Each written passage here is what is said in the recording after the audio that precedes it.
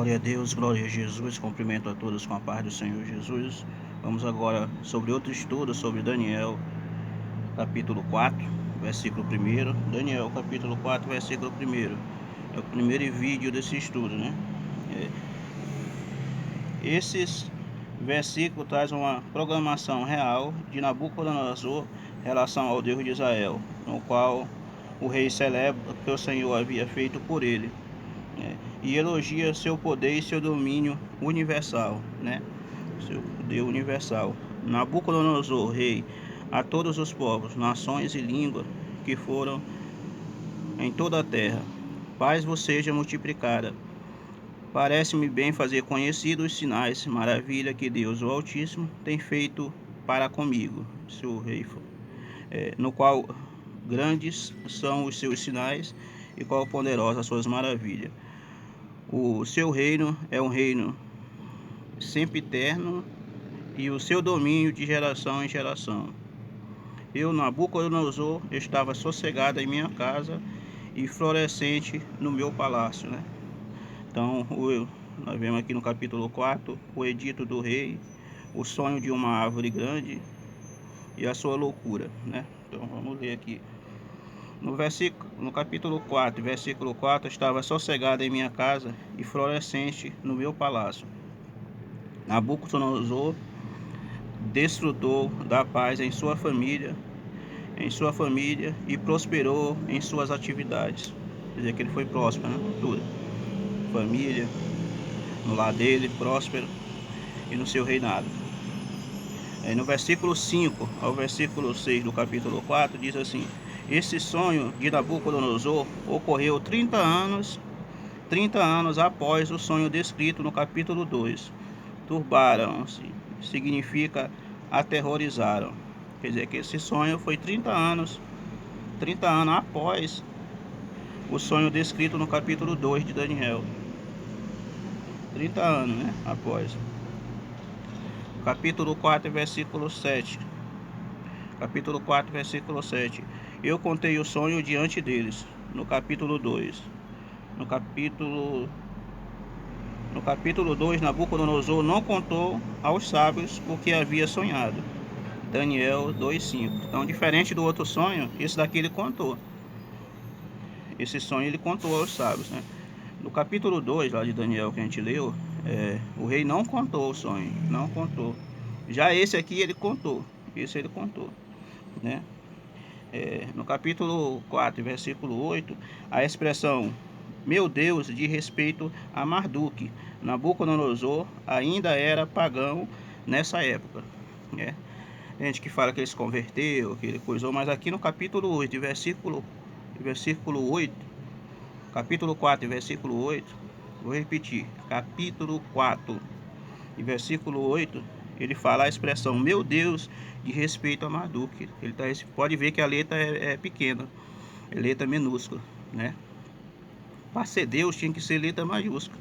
Pode ver que ele escreveu, se você ler aqui no capítulo 4, versículo 8, vai ver que ele escreveu meu Deus, mas ele escreveu em letra pequena. Isso significa que o Deus dele não era o nosso Deus, era outro Deus, era o Marduk, que era o Deus da Babilônia. Amém? Então isso fica bem claro aí. Então ele não se converteu como algumas pessoas falam, entendeu?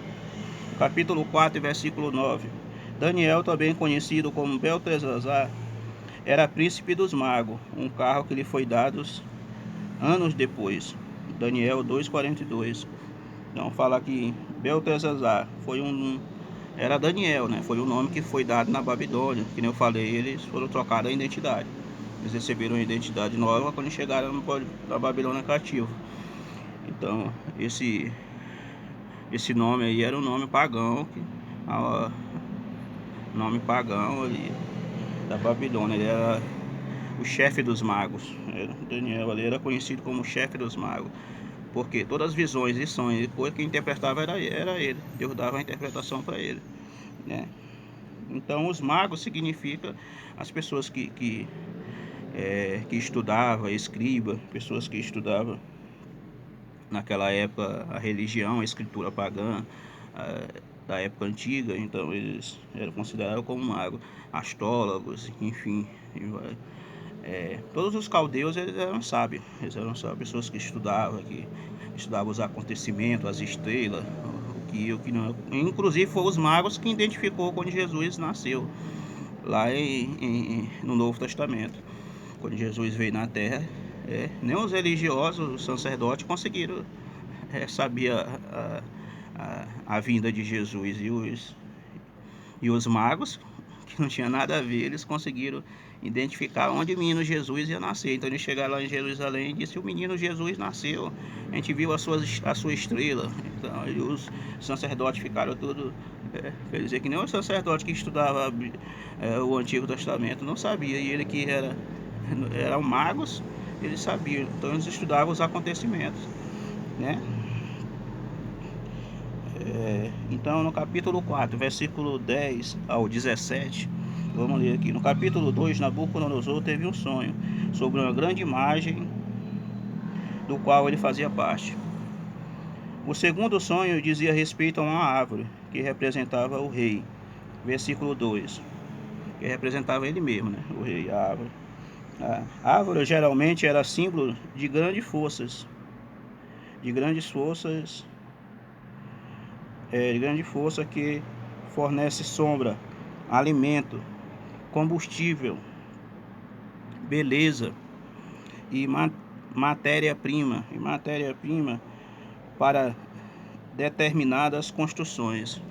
Então esse é o significado de árvore, uma grande árvore, né? Significa alimento, sombra, combustível, enfim, tudo aquilo que as pessoas precisam. Capítulo 4, versículo 17 e versículo 15.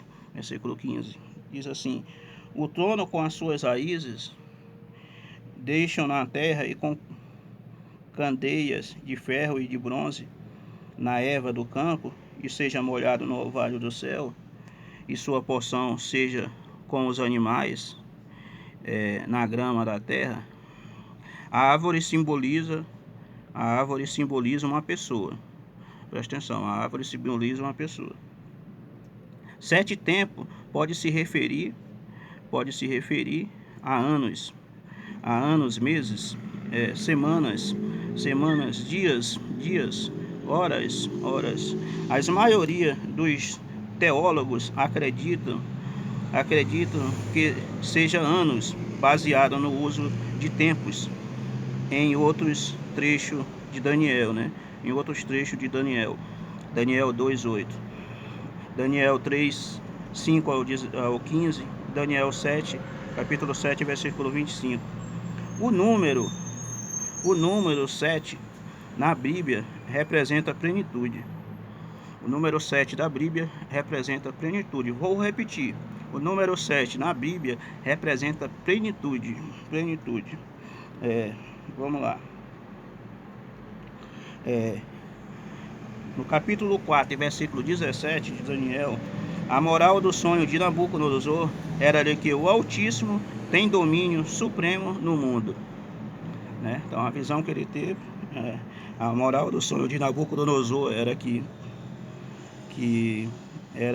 o Altíssimo tem domínio supremo no mundo, né? Independente dos reis que seja da época, o domínio sempre é do Altíssimo, sempre é de Deus, né? No capítulo 4, versículo 18, pois em ti o Espírito do Deus é santo, a doutrina de um Deus triuno, Pai, Filho e Espírito Santo, estava evidente no Antigo Testamento. Gênesis 1, 27, Gênesis capítulo 11, versículo 7, Isaías 48, 16. Porém não é desenvolvida.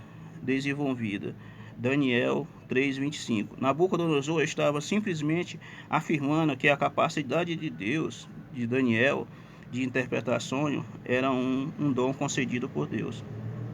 Então Nabucodonosor estava reconhecendo que a capacidade de Daniel era um dom atribuído por Deus, que Deus tinha dado para ele, de interpretar sonhos, né? Era um dom que Daniel tinha.